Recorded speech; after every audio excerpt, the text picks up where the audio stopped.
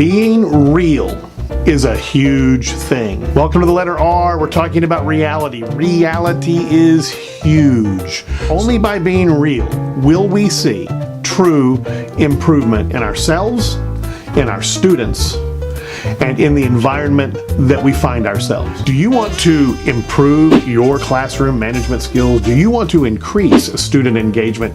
How about amplifying student success? If these are things you want, then you've come to the right place. Welcome to Things That Work.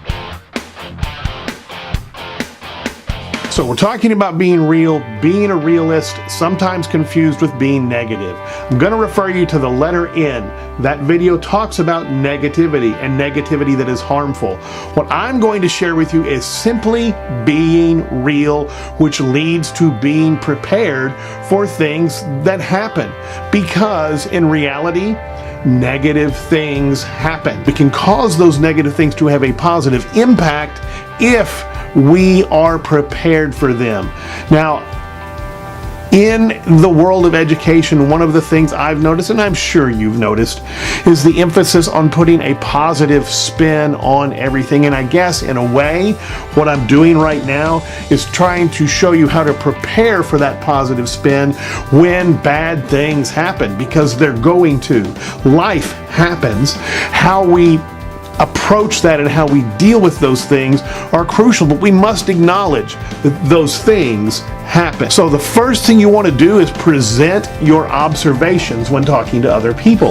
The things you have observed that have led you to the belief you have that something imminent is going to happen or something may happen in the future that needs to be prepared for. For instance, we all do it when it comes to the failing of our students. Not that we fail our students, but when our students fail, we are prepared for that. We all have our own plans for dealing with that. It involves phone calls home. It involves cataloging the failures. But we may call it a success report and catalog those that succeed.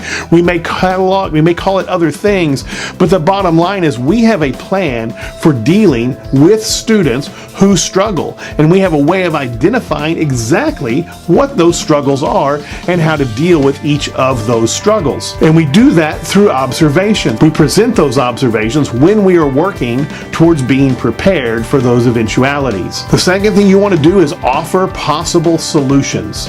Don't present negative views without solutions to fix them, because then it's just negativity, like the video I talked about earlier, the letter N. But focus on solutions. And if you don't have solutions, by all means ask for some. So there have been times when I have to present something that is negative that I don't have a solution for, and I always preface it with, look, I am trying to come up with solutions for this, but I have hit a roadblock. I cannot find a way to really effectively meet this challenge. And I present my problem, my dilemma, and I ask other colleagues to help me with it. That usually works. And by the way, one of the things I'm doing even in this video is I try to use the word challenge more often than I use the word failure. Challenge and struggle and those types of things, because you can overcome a struggle. You can meet a challenge. And I think that is important. I do believe the way we think about things plays off in how we teach about things. Number 3, you want to explain your plans for dealing with difficult situations. For instance, like I did in the beginning of this video and talking about students who were struggling with their grades and not meeting that challenge, they were receiving the grade of an F. How do you deal with that as a teacher? What is your plan? How are you going to meet the needs of those students as you move forward, because those needs are still there. In fact, now there's an added need, and that is the feeling the student has of being a failure. And why should I even put effort in now? I've failed this project, I've failed this grading period, I've failed this test. I have to make sure my students' spirits are not crushed. And so those are things we have to look at. And yes, they're negative things, but we have to find ways to meet those challenges so that we can ensure our students' success. And finally, number 4, always express hope for a different outcome. The fact is, if you're a realist, you are well aware that things will not always play out the way you think they're going to. You are not, and I am not, a fortune teller. Can we predict things based on previous experience? Yes. But the ability for those things to change is always there.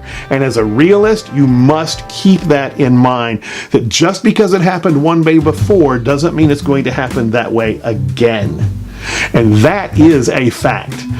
That possibility for change is always there. Keep those four things in mind when presenting things that are real, things that are challenges, things that could be perceived as negative.